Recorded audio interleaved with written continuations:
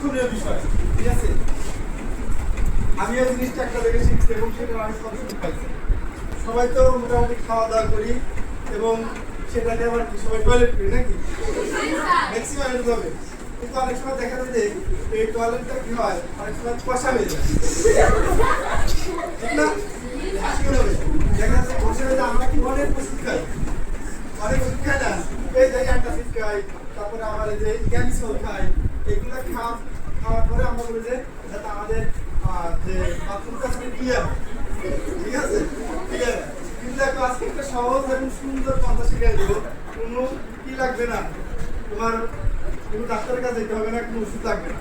সেটা হচ্ছে কি, যদি দেখো যে তোমার বাথরুমটা অনেক 2-3 দিন বা অনেকে আছে 1 দিন বাথরুম হয় না, ঠিক আছে, যখন এরকম হবে তখন তুমি সকালবেলা উঠবা, সকালবেলা উঠে তুমি জল গরম করবে। জল মানে কি, পানি গরম করবে। সেই পানিটা বেশি গরম না হয়, যাতে তোমার মুখে বা জিহ্বায় সহনীয় হয়।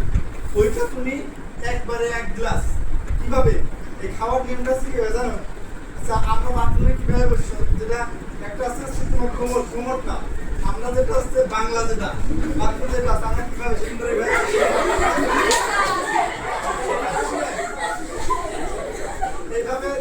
বসি। 1 গ্লাস থেকে 2 গ্লাস গরম পানি, ঠিক আছে, সুন্দর করে খাওয়ার পরে 3 মিনিট ওইভাবে বসে থাকবা। 3 মিনিট বসে থাকতে পারবে না, 3 মিনিট পরেই দেখবা যে তোমার সরাসরি ছোট অফিসে তো যত করেই হোক কোনো ওষুধ লাগবে। যদি কারো এরকম প্রবলেম থেকে থাকে তোমার বাড়ির আশেপাশে বা কারো, এটা অ্যাপ্লাই করতে পারো, ইনস্ট্যান্ট রেজাল্ট হবে, ইনস্ট্যান্ট, এবং কোনো ডাক্তারের কাছে যেতে হবে। যদি এরকম হয়, আর আপনি জানো উষ্ণ পানি খাওয়ার সমস্যা না।